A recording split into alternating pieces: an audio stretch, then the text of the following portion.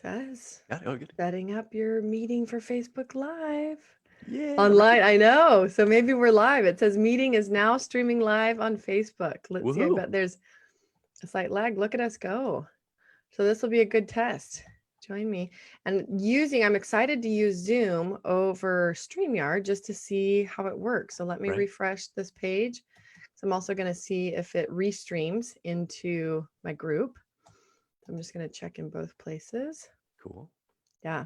Hello, everybody. If you're watching, comment below. Find me on my business page, which is / Heather Pierce Campbell. If you're watching the restream, you can comment there. I'll be monitoring comments. Yay, we're live. Yay. This is also a live podcast recording. So we're going to test this out. And I am so excited to test this with my friend, Jay Rooke. So I'll introduce Jay in a second. Let me do the official intro. Welcome. I am Heather Pierce Campbell, the legal website warrior. I'm an attorney and legal coach based here in Seattle, Washington. Welcome to another episode of Guts, Grit, and Great Business. And this one, we are also streaming live. So it's a bit of an experiment. Today, I have my friend Jay Rooke, who is honestly one of my favorite people. We got to hang out a little bit a few years ago. And I wish he lived down the street. That's how I feel about you, Jay. So now you know the secret. Beautiful. I'm loved. Yes, Thank you. It's of mutual. course. No, it's super fun. Jay is a guy that everybody should know. He is the phenomenal. So first of all, his real background, his deep dark secret is that he's also an attorney. Don't hate me. Don't hate him.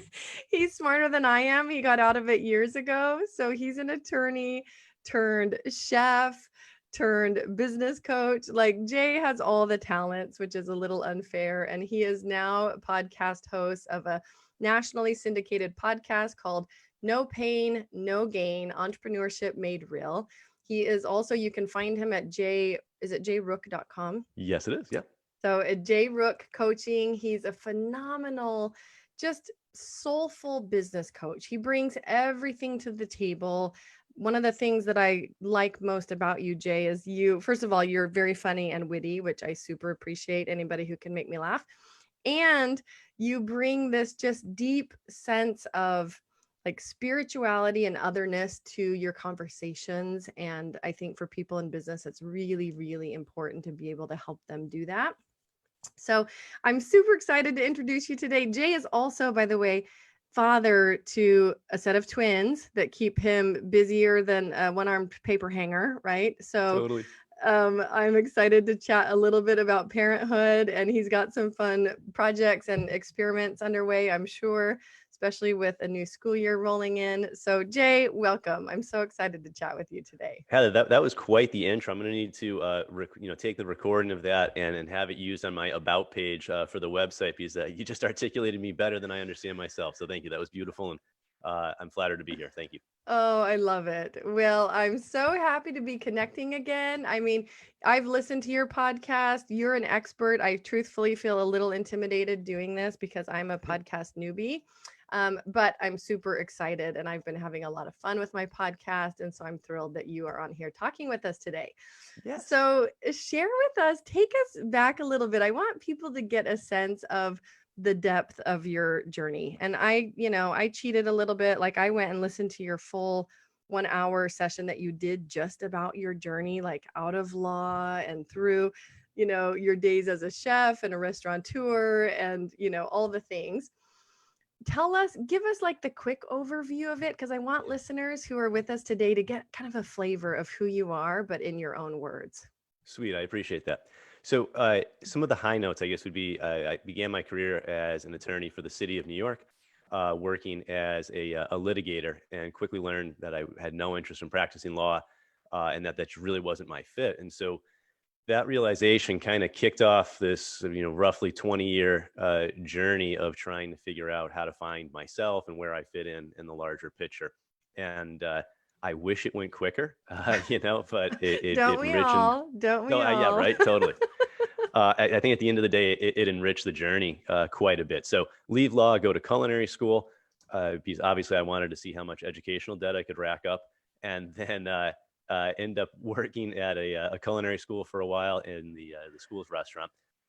I'll ultimately leave that and begin a career in sales, which went from wine to pharmaceuticals to technology to clean tech, big companies like NBC Sports and Merck Pharmaceuticals down to small startups, and had a really interesting ride. I did well enough and was happy-ish, uh, but it just wasn't my thing. And so Mm. I never understood how anybody around me could possibly be happy or fulfilled in a lot of these corporate jobs, because I was just dying on the vine inside. And so it was this perpetual search for that resonance. And what it ultimately led me to do was to leave corporate again and launch a restaurant, which quickly turned into a involuntary nonprofit, as I describe it, and lost everything.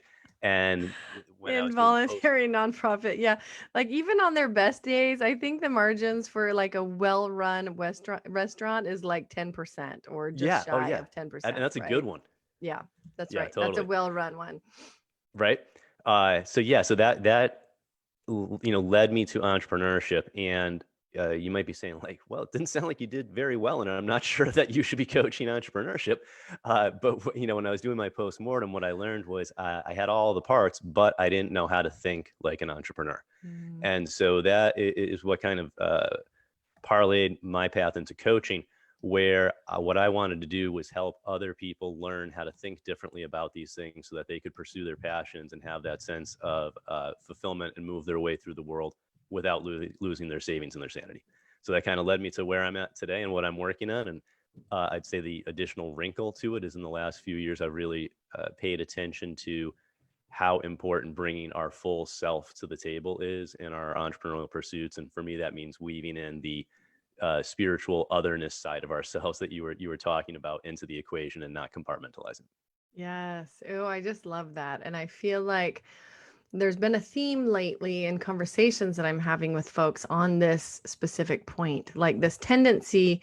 I was talking with Alina Vincent the other day, and she was talking about how when she started her own, and she just published a book this week. And so there's this whole backstory, and we were chatting a little bit about it, but that she launched her business coaching essentially practice. She wasn't calling herself a business coach, but um, and was telling everybody when they came to the table, like, is brand new, she had no experience, and Right. for like 4 months she couldn't get a client, right? And it was because she was thinking of it in terms of that little sliver of her life.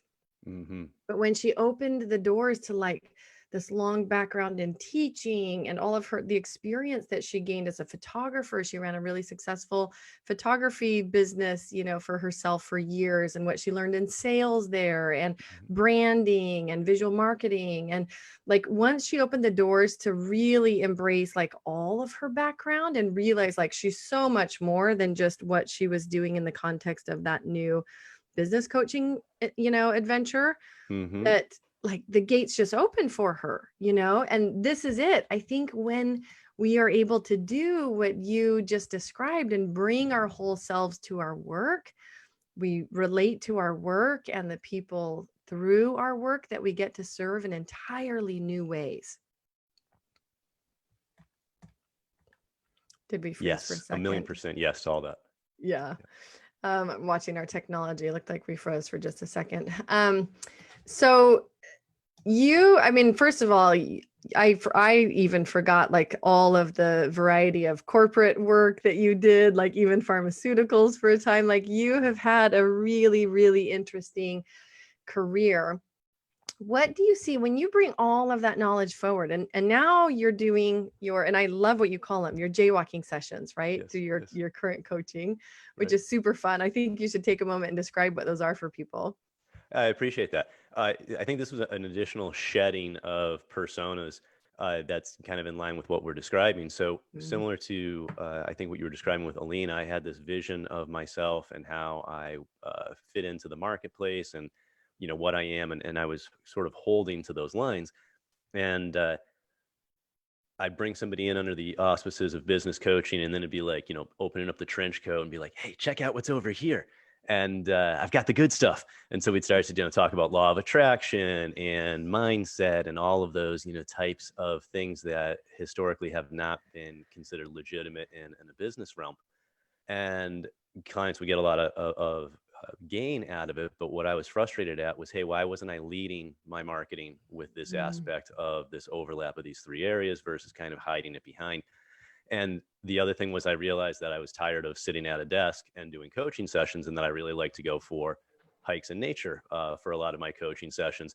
And longstanding clients didn't mind it, but I worried that it was to be perceived as unprofessional in some way. And then I was like, well, Mm, that makes no sense because I'm doing better work in this and the client's enjoying it more.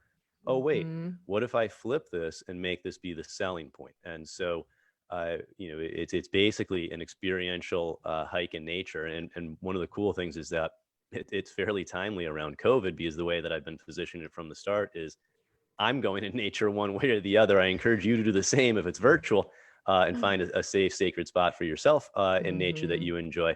But I find it really enhances the process. And especially when we're talking about new ways of thinking and new mindsets and how to look at things from different angles.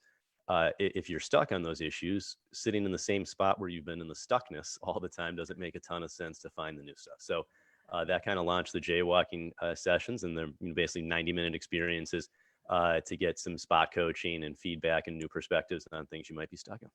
I love that. I've got a couple points and I want to come back to your jaywalking. First, I was having this conversation just the other day with somebody about actually what happens in our brains when we are walking and talking. Yeah. You actually activate certain areas of your brain at like higher capacity than if you're just sitting still, right? Yeah. So I love the combination of that. Like we should all probably on all of our phone calls be walking. And I've actually tried to do more of this during COVID myself, not Yeah. always successfully because I have to keep eyeballs on two little people at the same Right. time. Uh, but I want to backtrack because you've made some big jumps that Yeah. take a lot of courage, right? Thanks. And so much of what I love doing, even through this podcast, is supporting people with stories about courage, about guts, about grit, like what it takes to really have the mindset of not only enduring and getting through, including tough times like a lot of people are experiencing now, but also creating shifts, creating change in their life. And that can be a hard thing to do. And Yes. especially when we're under pressure and we're kind of hanging on to things that normally help us to feel safe. Like, Right. talk to us a little bit about what it was like to walk away from law, right? Jump Yeah. into a totally new world, because I can imagine that that took no shortage of guts to do that. I appreciate that, and I wish I could say, and thank you for the compliment. I wish I could say it was courageously driven. It was more pain driven, and it came to Mm, this sort of crucifix around, I can't endure the way this feels anymore. mm, To then be like, listen, I got to get out of this and go in a new direction. And so the pain became so intense that it forced the decision. But yeah, I'll grant there was some courage involved, and then some of the later decisions that I would make along the way as well. And I think for me, it was looking at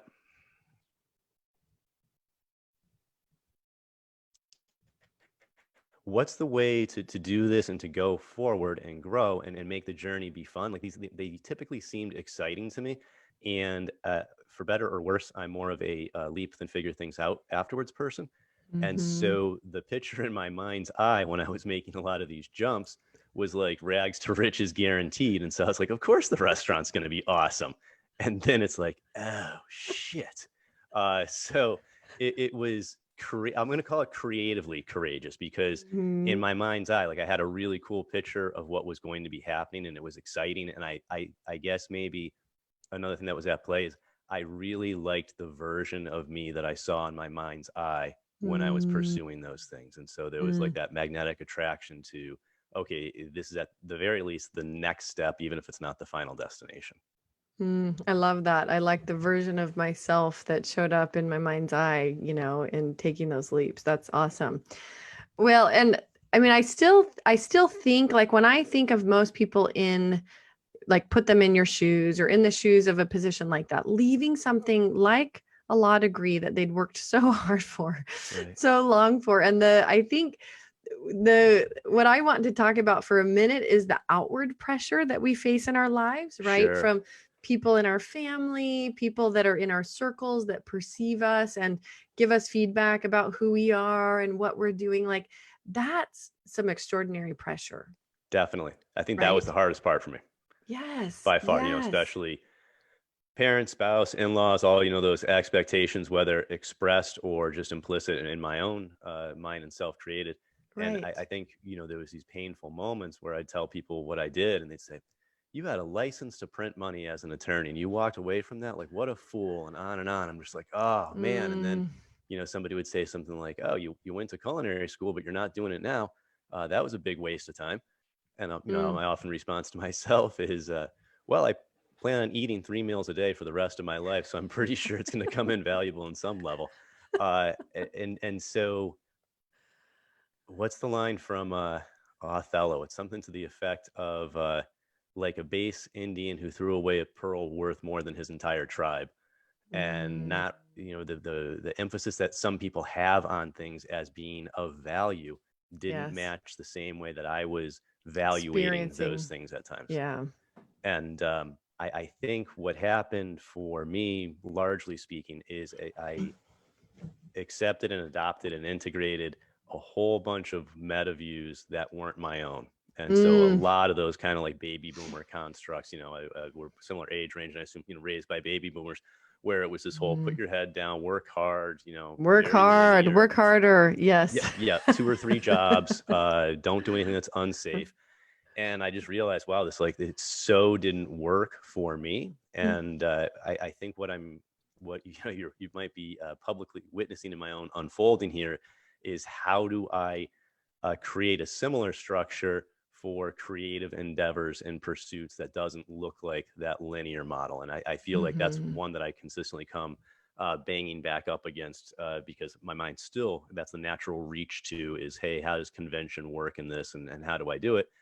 And invariably, when I follow that path, there's some resistance and things get jammed up. But when I just do things out of juice and inspiration and whatnot, they pop and go well more often than not. So learning how to start to trust that process, and a Mm, lot of the self-forgiving and permission to make errors along the way and not get it right the first time. And it's such a radically different approach to the way that we're raised in the corporate world around, historically speaking. I'm not saying this is in yes. all corporations, but the whole, Yes. make sure the PowerPoint looks perfect and don't have any mistakes and blah, blah, blah. And starting to shift my eye of focus off of that and more towards the impact. Mm. Well, and to the comment about like what a waste of time. Yeah. Like the statistics, even on like most people's schooling, it's something like 60% of people never work in the area that they studied for their schooling, right? Mm. It's a massive, like it's by far the majority. Yep. And I don't know, I just come from a belief that like an education, however we get it, like is not something to be regretted, right? Right. Even if we don't end up directly using it. I mean, it's Yeah. the whole concept that when we look backwards, our path makes sense because each of those things is here to serve us in a, Right. in its own way and sometimes really interesting ways, right? And Yes. you get to take, I mean, I just think of like the wealth of experience you have now across multiple industries, multiple frameworks as far as like the way that you build a business, the way that you operate inside of a Right. business to the people that you serve, right? You have a much broader perspective than if you had only ever done law or only ever For done, sure. right, one of those things. And Yep. so, no, I think it puts you at a huge advantage. I appreciate that. Thank you. Yeah. And I think we'll see more and more of this as COVID plays out more, as far as, when you were referencing grit earlier, it's this element of not quitting on yourself until you get there. And so I Mm, think if I'll own the courage moniker on any level, it'd be something around that, around, hey, I'm gonna ride this out. You can hit me a bunch, you're not gonna completely drop me, and I'm just gonna endure this until I get to wherever I'm going. And I think it's particularly uncomfortable when the external validators are not showing up, whether it be business success or fulfillment or whatever it might be, to keep walking forward in this unknown snowstorm of saying, wait, why in the hell am I doing this? Why don't I just plug back in and play safe and keep it simple, and that whole everything. And so to uh, continue to move in that direction that resonant wise or soul wise you're being moved towards, and starting to pay more attention to the things that we've settled for that didn't perhaps serve Mm, us the way we thought they did. mm-hmm. Yeah. No, that tuning in, I love that concept of not quitting on yourself. And whether truthfully, whether it's in business, whether it's in life, whether it's in parenting, right? Yeah. Like you never get there. There's no Right. there, right? And I wish we did a better job teaching that. I was completely taught the opposite. And whatever I absorbed that from, whether it's parents or schooling or culture, but I think it's that perfectionist element that we all Yes. think is, oh yeah, that's what you do. You get there, and then as going back to parenting, I think about now how my children utterly idolize me and think that I've got it all together or whatever that might be. And I think about the same thing that we all did with our parents. And then we realize, oh no, wait, Yes. everyone's a hot mess in one version or another. And I wish we had the vulnerability and courage to project and share and teach people how to navigate life through that seat versus the other one, because it's much softer. Yes. No, this whole idea of evolving into deeper compassion for ourselves, which then means more compassion for other people. But I think that staying with ourselves takes grit, like staying present to ourselves, like that process takes grit, right? Yep. But Yep. I think grit and truthfully compassion, especially on the dedication to one's personal journey, I just really deeply believe those things are intertwined. Mm-hmm. Because Yep. if you're too hard on yourself, you quit, you give Yes. up, Yes. right? Yeah. Or it causes the failure. I'm starting to notice more and more as well, as far as when it is that hard and you're pushing so hard in every direction and being super hard on yourself, we rob ourselves of that energy and brain power to make the good decisions and keep doing one foot in front of the other. And it just sours the whole journey. And I'm as guilty of it as anyone. I think for me, Mm-hmm. that's one of my constant go back tos that I just always need to have my on the dashboard for me. Mhm, mhm. Well, yeah, it's human nature, and for any of us that have any little blend of type A's involved in our behavior, Totally. right? That's the next like pharmaceutical cure-all pill that I want. It's not the anti-anxiety or It's antidepressant. It's like what's the type B pill that I can take? right. How do I adjust the balance of type A and type B Yeah. involved in my personality? Totally. Well, and it is funny because as a kid, I was much more type A, like Uh-huh. than I am now. Yeah. I still have some of that in me, like the achiever part of me that Right. just is a striver. Like there's no, it feels like I've got a little energizer bunny somewhere that I can't turn off, right? Yes. and Yep. it and I don't totally detest it. Some days I do. Like I'm the Right. person that can't really sit still and watch a movie. I have to be folding laundry or you know what I mean? Sure. So I've got lessons to learn about like how to be. Mm-hmm. Mm-hmm. But there are ways, like it's the flip side of the coin. There are ways that we're served by certain of those traits, right? Yeah. Yep. There are ways that they help us get through really tough times. And so I just think like to the extent we can flip the coin over or look at the other side of the apple or whatever it is that we're looking at, right? And Yeah. see both sides just so that we can be more intentional in our choosing. Like, are Love we that. choosing this or are we being driven by this, Yep. right? Yep. And I think that flip around type A can serve you when it's a servant to the larger vision, but it Mm-hmm. doesn't when it becomes the taskmaster and leading the charge. And I think, Mm-hmm. that part of why we get stuck in some of those type A circles is that the vision that we're moving towards is big and cool and exciting to us. And so, that's one of the things that we reach for in order to try to get there. And it might not always be the most effective lever to pull. Yeah, so true. So let's talk for a minute because you're dad. Yes. Let's talk for a minute about this balancing act that parents are in, right? The Yeah. whole, whether it's working a job or being an entrepreneur, like having to still be engaged in work in some fashion and then show up, more than full time in most weeks as a parent. Right. And boy, can that perfectionist, type A one wreak havoc on our self-esteem or self-perception when that's going on. Mhm. Yeah, and so that's when I've consistently struggled with since our twins have been born, and I've been running my own business. And so I was chatting with a client of mine the other day, and she was commenting on how her daughter was frustrated at her. Uh, around not being able to like fix everything financially, and she had to take a loan out. And I know this woman and her daughter have been awesome and provided for and quality everything across the board. And the conversation went towards how oftentimes in our 20s we'll kind of lean in on our parents around whatever we perceive they did or didn't do that didn't make us perfect. And this concept around all of our parents handed down some level of baggage or non-perfect down to us, and that's going to happen until the history of reproduction stops. And Right. if we can sit in that and realize, like you said from the start, I'm not going to get this right. There's no way any parent has Mhm. ever gotten this right.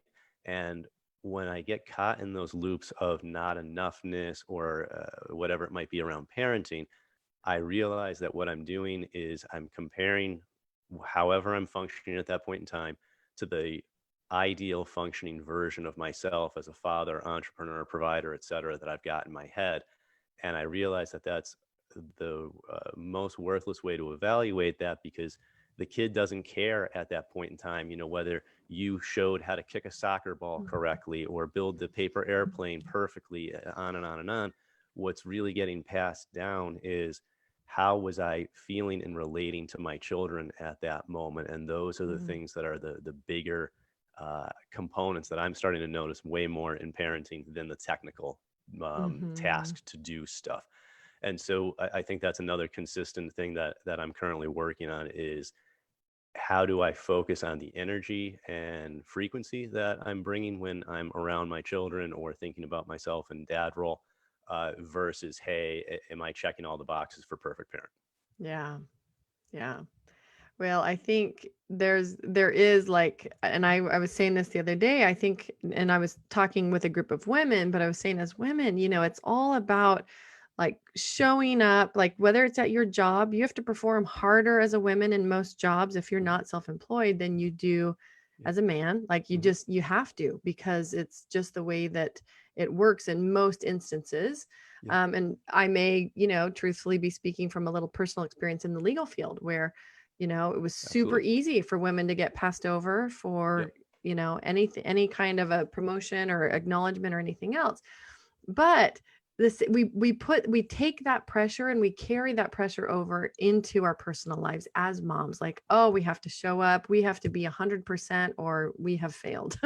Yes. Right? Kind of this either or. Like I Hmm. either failed today, and it's, I love this idea of you know changing the perspective of how did I relate to my child versus like whether I did all the things.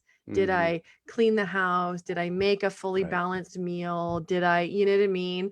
Yep. Did I teach them their ABCs for the right amount of time and do the Sure. reading and do all the stuff, right? I think we have to soften the edges of it, especially now, especially during COVID when we're expected to do all the things at all the same time. Yes. And I want to add one thing that you just made me realize is that uh, there's this, I think, intense driver for most parents to try to do their absolute best vis-a-vis their children and get it right, quote unquote, right, whatever that That's looks right. like. And so when we're holding on to that model, and I do this way too much, we get ourselves in a lot of trouble. When we can flip over to what we were saying earlier about kind of education and my own path and experience, if we realize, hey, we're screwing this up one way or the other, and we're going to do things really well one way or the other. And it's sort of like you can't get it wrong type of element so long as you're operating from love. Then you realize whatever you perceive in that moment, there's this judging of, oh, this is good or bad, right or wrong, this is helpful or hurtful Mhm. to my child.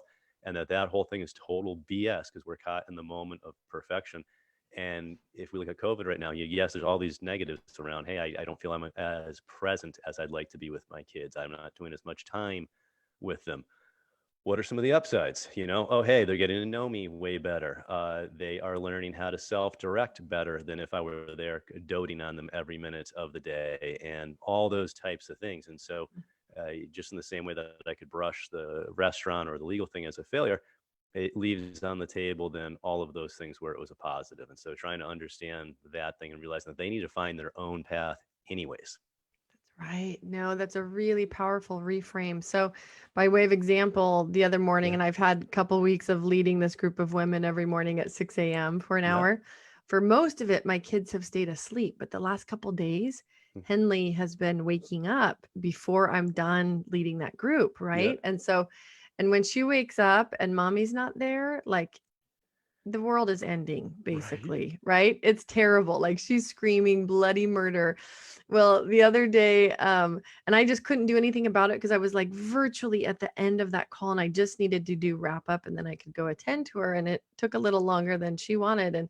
But my son comes in like a minute later, Mom, Henley was so upset, crying, and he'd actually gotten her out of bed, took her upstairs, made her a bottle, which I don't think he'd ever Wow. done before, washed it Wow. himself, but like all the things. And he's like, she's happy now. She's watching a Henley show on the TV, and Oh, I got her a cool. bottle. And I was just like, Congrats, Mom. look at this. I know. Look Yeah. at my little buddy stepping up, right? And so I Mm-hmm. think it's Mm-hmm. really, really important to be present to what you just said. Like there are opportunities to reframe the constraints that we're feeling from Right. all negative and like, I'm not showing up enough, I'm not present enough, to like, what are we collectively learning during this time that will actually serve us, right? And serve Sure. our children, Yep. because there are things there. Big time. So coming back full circle, back Yeah. to the folks that you are working with now. Talk to me about the part of your work as you're evolving, right, Right. into more of like bringing your full self and your spirituality to your business coaching. Um, what is it that you love most about the work that you're doing? Watching people start to love themselves again and learning how to Mhm. drop a lot of that negative, hey, I'm on the wrong path or I'm not fully realized levels of thinking, so that they can see themselves for their own brilliance and start to forgive themselves for beating up on not being able to see that at that point in time. And, basically helping them drop these thought structures and ways of viewing and processing things so that their world becomes much softer inside their heads, Mm, much more creative, and they're able to manifest and just make things happen in ways that they historically weren't able to with a lot less effort. And so it's kind of like life starts to be a lot more fun and full color for them. yes. Oh, I love that. Yeah, who doesn't want more fun? Right. Well, and I think it's so true when we're pushing, right? Pushing, pushing, pushing, and we're not, um, gosh, I don't know how to describe it, but we're not really. And for me, like I know that the business and the personal journey for me are like one and the same. They're very entwined, right? Totally. The extent of what I can do in my business and with my clients is, the lid on that. It's I'm maxed out by who I am as a person and Yeah. how fully I can develop myself, right? Totally. Yeah, and I think the most recent tweak to what I've been trying to attract in my own work is, let's pretend you've got your traditional, e-commerce whiz bang entrepreneur that just has figured out funnels and ads and, is just rocking it. Uh, could I work that person? Yeah, sure, probably, and it'd be all fine. But the folks that I most love to work with are those that are pursuing the entrepreneurial path as part of their personal fulfillment. Like for them, it's not just Yes. a gig or an entrepreneurial thing. Like they need to go through this in order to fully realize themselves. And so there's Mm. just a different quality to the work and a lot more that we can bring into it versus just traditional transactional business coaching. And you find that you are attracting more and more of those folks? Yes. Yep. Yeah. Which is fun, Yeah. because when it just starts happening naturally versus having to, throw the fishing line out and go through all the Yes. traditional BS of our marketing avenues, it's much more gratifying. Yeah. No, I love that. What do you find most challenging about this type of work? So, you were mentioning earlier about bringing your full you to the table and just showing Mhm. all of that. And I think what collides for me is there's this traditional marketing speak around funnels and scalability and whatnot that you have to have your niche customer and situation perfectly dialed in, and it needs to be super strict and you can't fade outside of that. And I've operated under that premise for a while. And what I'm starting to realize is, for me, sort of bucking that traditional wisdom and just throwing out what I'm doing and talking about it is catching enough. Like people get it without having to turn it into a 3-word soundbite and a tagline and things like that. But historically, I was stuck there. And so I wouldn't market this aspect of myself because I couldn't figure out how to do that marketing speak and niche speak around it. So yeah, I'll leave it at that. No, I love that. And even in we're in that little Facebook group together, even this concept of, and you hear a lot of the same themes, right? In the Mhm. entrepreneurial space, you hear a lot of the same things, including like this idea about figuring out your niche, right? Doing the things in the right order, getting your marketing language down, all of that, right? And Yep. at the end of the day, that all that stuff doesn't so much matter if you're not doing the work. Yep. Right. And Totally. so the spin that my friend, when I had posted that comment about my friend saying, care less about that, less about determining your niche and more about just doing the work because it Right. will essentially create itself. Yes. Right. And so that's a little bit what I'm hearing you say is like doing the work and just putting it out there, and the right people will show up if you are doing the work from the place that you should be doing it, which is, really your individual power, your individual brilliance, like bringing yourself to the work versus trying to make, your business look like somebody else's business or fit the mold or do all the things.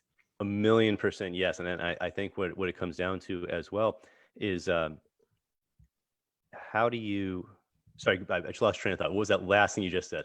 No, that's right. Just the power of bringing our individual selves and doing the work versus being more concerned about all the steps and following the template and figuring out your niche, right? Right, right. I know where I wanted to go.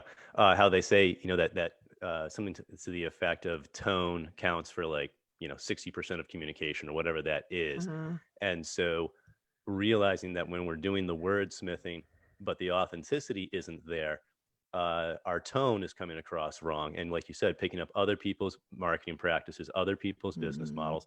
And I realized I've been doing that all along, and that's why they weren't working for me. And when I imploded that, and just started, leading from heart space, a la Care Bears, and just sort of shoot that beam out there.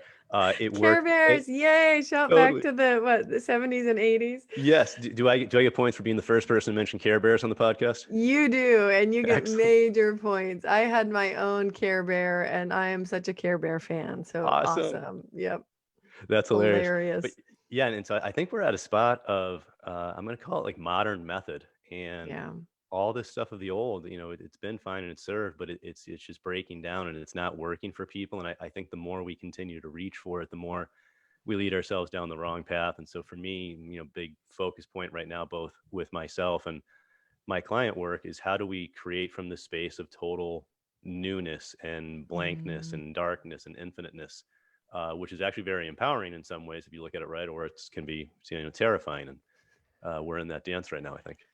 Yeah, no, I love that. I love that reframe to even, the times that we're in and actually the need for doing it differently. It's one thing to do it differently to also, reconnect to our personal purpose and all of that. But I think there is a bigger thing that's happening, and it is that old tools are not working in the same old ways, right? They're Yep. just not. Right. Right. Yeah, I love that. Well, Jay, where do you like to connect with people? I'm gonna direct, I'll give a link to the show notes. I'm gonna direct people to the show notes. We'll add anything that you want to share. For folks listening, you can find those at legalwebsitewarrior.com/podcast. But Jay, talk to us a little bit about where you show up, where you like to connect, and for people that are interested in either learning more about your work or scheduling a jaywalk session, where do you love to connect with people? Awesome. Yeah, so I would say Facebook and LinkedIn are probably my two primary social media. On Facebook, it's at Tribe Creator, and then for LinkedIn, it's at Jay Rooke. And Awesome. for the jaywalking sessions, that's at jayrooke.com, JAYROOKE.com. And I'm super excited about that webpage that I put together and the experience. And so if folks are inspired by that and feel called to reach out, all the contact form is right there on the page. I love it. And will you also take a minute and share with folks listening about your podcast? Please, thank you. I appreciate the opportunity. So the podcast is No Pain, No Gain, but it's KNOW for both. And the Mhm. inspiration behind it for me was that most of the marketing business speak gurus out there supposedly are just completely full of it as far as what it actually looks like once you get behind the tank and start, running your own business or whatever that looks like. And so my inspiration was to start to have more real and relevant and raw conversations around what it's actually like and bringing on later stage entrepreneurs that have hit some speed bumps along the way, Mm. and them talking through what they would tell their former self, what they learned, those types of things to sort of accelerate the entrepreneurial journey. So number one, you don't have to make the same mistakes that along the way that others have, but also so that you can see and hear yourself and others that are more successful than you, and realize that's also you right now, and that you're not failing, and that you're not isolated and alone. You're learning and moving forward. I love that, and I love the really the dedication to having real conversations. As a podcast host, you're gonna know the difference between a guest that shows up with a canned message, Oh, it's the worst. the worst, versus one that shows up to have a real Yeah. conversation. Yeah. Like as a new podcast person, I mean, I'm learning the ropes and I'm really enjoying the process, but I've had a couple of those interviews where you Yeah. just can't get the person to like slow down and break down and have like a real life person. It's like it's Totally. all the speak and the canned little messages, and and then you're So like, painful. okay, I'm wrapping this up and we're 30 minutes in, but I've had enough. Yep. And I've had to like pause the convos at times and be like, listen, you're not going to get any traction out of this because it sounds like an infomercial. If you show up real, you got a chance. And I find like the worst are those that have like proprietary systems or methods or stuff like that. And so you'll Yes. ask an interesting question and they'll keep redirecting it to, well, if you go back to step 3 of my 5-step method, it has the answer, and da da da. And No, no, I love that. I'm gonna take a note out of your book and be like, pause, we're doing a redirect. I know, mm-hmm. but it's so true. And so for anybody listening, go check out No Pain, No Gain. You're gonna get real conversations. Jay is a tremendous host. Jay, thank you so much for joining me today. So great to have you here. Heather, thank you so much. And thank you to all your listeners. It's been a real honor to be here. And I hope some good things come of this. I really appreciate the conversation. Awesome. Great to have you. We'll talk again soon. Ciao. Woohoo. And then I think you're still Okay, live on I Facebook. think we're live. We're gonna say goodbye to our Facebook peeps, and we'll hop in, and I'll take care of any comments if we got some. All right, Cool. bye, folks.